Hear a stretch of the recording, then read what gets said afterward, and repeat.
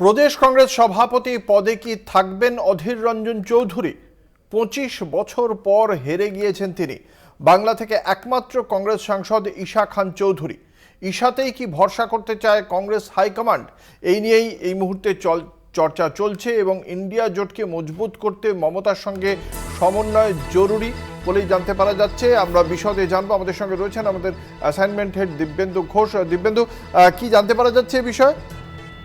না দেখো, অধীর রঞ্জন চৌধুরী যিনি প্রদেশ কংগ্রেস সভাপতি এবং গত লোকসভা অর্থাৎ 17তম যে লোকসভা সেখানে কিন্তু বিরোধী দলনেতা ছিলেন।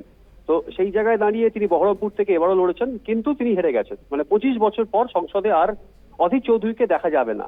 কিন্তু গান্ধী পরিবার অর্থাৎ সোনিয়া গান্ধী, রাহুল গান্ধী, প্রিয়াঙ্কা গান্ধী, এই গান্ধী পরিবারের সঙ্গে অধীর চৌধুরীর সম্পর্ক কিন্তু অত্যন্ত সুসম্পর্ক এবং অধীর চৌধুরীকে তারা ভরসা করেন, তারা গুরুত্ব দেন।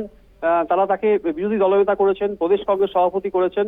সুতরাং এই জায়গায় দাঁড়িয়ে কোথাও একটা একটা সমস্যা কিন্তু ভোটের আগে তৈরি হয়েছিল। যখন ইন্ডিয়া জোট তৈরি হলো, অধীর চৌধুরী কিন্তু ক্রমাগত তিনি তার পরিষ্কার বক্তব্য ছিল যে এই রাজ্যে কংগ্রেসকে টিকিয়ে রাখার জন্য মমতা এবং অভিষেক বিরোধিতা, তৃণমূল বিরোধিতা সেটা জরুরি।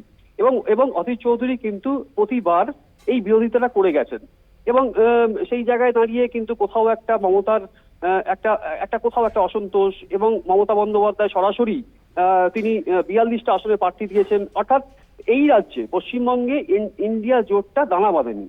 সেই সেই দানা না বাঁধার কিন্তু অন্যতম কারণ যে অধীর চৌধুরীর ক্রমাগত মমতা বন্দ্যোপাধ্যায় এবং অভিষেক বন্দ্যোপাধ্যায়ের যে চূড়ান্ত বিরোধিতা, সেই জায়গা থেকে মমতা বন্দ্যোপাধ্যায় পরিষ্কার বলে দিয়েছিলেন যে এই রাজ্যে থেকে তিনি তৃণমূল কংগ্রেস একা লড়বে 42 আসনে, কিন্তু জাতীয় স্তরে সেখানে কিন্তু ইন্ডিয়া জোটের সঙ্গে তারা আছেন। এবং এবং মমতা মাঝখানে একবার বলেও ফেলেছিলেন যে ইন্ডিয়া জোট যদি সরকার গঠন করে তাহলে বালে থেকে সমর্থন দেবেন। তো এই কারণগুলো কি, মানে কোথায় সমস্যা হয়েছিল, সেই জায়গায় দাঁড়িয়ে কিন্তু আমরা এটাও বলতে শুনেছি যে কংগ্রেসের যে সভাপতি, সর্বভারতীয় সভাপতি মল্লিকার্জুন খাড়গে, তিনি কিন্তু অধীর চৌধুরীকে একটা কড়া বার্তাও দিয়েছিলেন যে মমতা বন্দ্যোপাধ্যায় ইন্ডি জোটের ভেতরে থাকবেন না বাইরে থাকবেন, কিভাবে সমর্থন করবেন, কোন জায়গা থেকে তার অবস্থান কি হবে, সেটা নিয়ে কিন্তু অধীর চৌধুরীকে ভাবতে হবে না বা প্রদেশ কংগ্রেসকে ভাবতে হবে না, সেটা হাইকমান্ড ঠিক করবে। এই জায়গায় দাঁড়িয়ে অধীর চৌধুরী হেরে গেলেন। এবং বহরমপুর থেকে যে জায়গার একটা মিথ তৈরি হয়েছিল যে অধীর চৌধুরী মিথ, সেই মিথটা কিন্তু এই 2024-এর লোকসভা ভোট কিন্তু দেখিয়ে দিয়েছে যে এই মিথটা কাজ করেনি। সুতরাং অধীর চৌধুরী কিন্তু সংসদীয় রাজনীতিতে আর দেখা যাবে না, কিন্তু তিনি এখনো প্রদেশ কংগ্রেস সভাপতি। এইবার কংগ্রেসের যে অবস্থান এবং কংগ্রেসের যে এই রাজ্যে কংগ্রেসের যে সংগঠন, কংগ্রেসের যে গুরুত্ব, কংগ্রেস কিভাবে লড়াই করবে পরবর্তী পর্যায়ে, সেই জায়গা থেকে কিন্তু নিশ্চয়ই এই যখন কংগ্রেস ওয়ার্কিং কমিটি বৈঠক হয় সেখানে অধীর চৌধুরীকে ডাকা হয়েছিল, তার সঙ্গে আলোচনা হয়েছে। সবকিছু মিলিয়ে একটা জিনিস কিন্তু খুব পরিষ্কার যে এই রাজ্যে কিন্তু ইন্ডিয়া জোট সেটাকে মজবুত করার জন্য মমতা বন্দ্যোপাধ্যায়ের সঙ্গে সমন্বয়টা অত্যন্ত জরুরি। এবং মমতা বন্দ্যোপাধ্যায়কে চটিয়ে, মমতা বন্দ্যোপাধ্যায়কে রাগিয়ে কোনোভাবেই কিন্তু এই রাজ্যে ইন্ডিয়া জোটকে দানা বাঁধানো যাবে না। সেই জায়গায় দাঁড়িয়ে একমাত্র এবারে 24-এর লোকসভা ভোটে একমাত্র এই রাজ্য থেকে কংগ্রেসের সাংসদ ঈশা খান চৌধুরী, গনি খান চৌধুরী পরিবারের তিনি সদস্য, তিনি মালদা দক্ষিণ থেকে তিনি জিতেছেন। সুতরাং এই যে অধীর চৌধুরী বহরমপুর থেকে হেরে গেলেন কিন্তু ঈশা খান চৌধুরী মালদা দক্ষিণ থেকে জিতলেন, তাহলে কোথাও একটা গনি খান যে পরিবার, সেই গনি পরিবারের যে মিথ, সেই মিথটা কিছুটা কাজ করেছে। হয়তো মালদাতে যে সংগঠন রয়েছে কংগ্রেসের সংগঠন, সেই সংগঠন জোরালো ভাবে কাজ করেছে এবং সেই জায়গায় দাঁড়িয়ে ঈশা খান চৌধুরী জিতেছেন। তাহলে কি কোথাও একটা এই সম্ভাবনা তৈরি হতে পারে যে প্রদেশ কংগ্রেস সভাপতি পদে, এর আগে উত্তরবঙ্গে থেকে আমরা দেখেছি যে বীররঞ্জন দাসমুন্সী তিনি অত্যন্ত গুরুত্বপূর্ণ ভূমিকা পালন করেছেন কংগ্রেসের এই প্রদেশ নেতৃত্ব এবং প্রদেশ কংগ্রেস সভাপতি পদ থেকে, সেই জায়গা থেকে অত্যন্ত ভালো ভালো কিছু কাজ করেছেন, সংগঠনকে মজবুত করেছেন। সেই জায়গায় সেই ছবিটা কিন্তু আমরা দেখেছি। তাহলে এই উত্তরবঙ্গ থেকে একমাত্র সিট এই যে মালদা দক্ষিণ, সেটা কিন্তু কংগ্রেস নিয়ে এসেছে। সেই জায়গায় কি ঈশা খান চৌধুরীকে কখনো কি কংগ্রেস হাইকমান্ড ভাবতে পারে? যদিও সেটা জল্পনা, কিন্তু এরকম সম্ভাবনা হয়তো হলেও হতে পারে যে ঈশা খান চৌধুরী যেহেতু এই রাজ্য থেকে জিতেছেন, তাকে প্রদেশ কংগ্রেস সভাপতি করা হতে পারে। গনি খান চৌধুরীর সঙ্গে মমতা বন্দ্যোপাধ্যায়ের একসময় অত্যন্ত ভালো সম্পর্ক ছিল, গনি পরিবারের সঙ্গে অত্যন্ত ভালো সম্পর্ক, মৌসুম ব্যানার্জির তিনি রাজ্যসভা সদস্য। সুতরাং সবকিছু মিলিয়ে কিন্তু মমতা বন্দ্যোপাধ্যায়ের সঙ্গে সমন্বয়, কংগ্রেস যে সমন্বয় রাখতে চায়, সেই সমন্বয়টা কিন্তু অত্যন্ত জরুরি।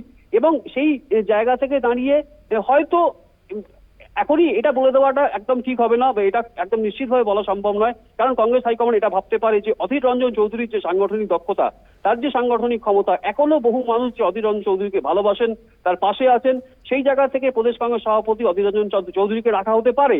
আবার এটাও ভাবা হতে পারে যে মমতা বন্দ্যোপাধ্যায়ের সঙ্গে সমন্বয় রাখতে গেলে যে অধীর চৌধুরীর যে একদম ঘোষিত স্ট্যান্ড, তার যে ঘোষিত নীতি, যে তৃণমূল বিরোধিতা, এবং মমতা বন্দ্যোপাধ্যায় যতক্ষণ তিনি দলনেত্রী, তৃণমূলের দলনেত্রী, সেই জায়গায় থেকে দাঁড়িয়ে কোথাও একটা কিন্তু অধীর চৌধুরীর যে বিরোধিতা, সেটা কিন্তু থাকবে।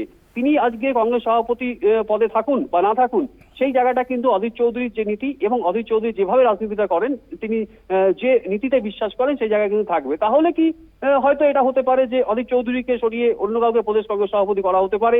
ঈশাকান্ত চৌধুরী যেহেতু এবারে জিতেছে এবং একমাত্র সাংসদ এই রাজ্য থেকে, ঈশাকান্ত চৌধুরীকে দায়িত্ব দেওয়া হতে পারে। ঈশাকান্ত চৌধুরী এই গণি পরিবারের সঙ্গে মমতার যে সম্পর্ক, সেই সম্পর্কের কথা মাথায় রেখে ঈশাকান্তকে সেই দায়িত্ব দেওয়া হতে পারে মমতার সঙ্গে সমন্বয় রক্ষা করার জন্য।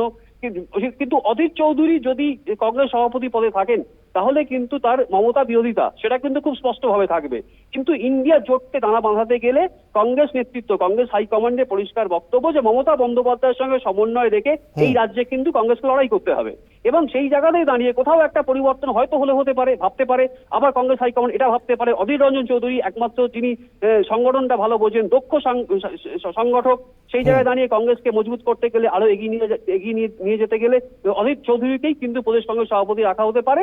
কারণ তিনি যেহেতু সাংসদ নন, তিনি যেহেতু সংসদীয় রাজনীতিতে থাকছেন না, সুতরাং কংগ্রেসের এই যে রাজ্য কংগ্রেসটা, সেই কংগ্রেসটা তিনি আরো ভালোভাবে দেখতে পারবেন, আরো ভালোভাবে সংগঠনে তিনি নজর দিতে পারবেন। সেই ব্যাপারটা ভাবা হতে পারে।